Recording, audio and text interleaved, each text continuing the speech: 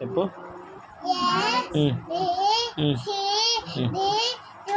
ఈ ఈ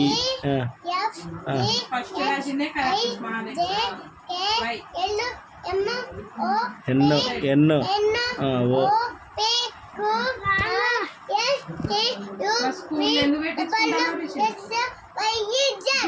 1 2 3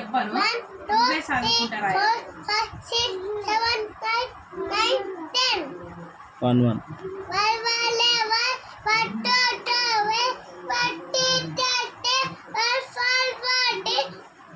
1 5 5 తర్వాత 1 6 16 1 17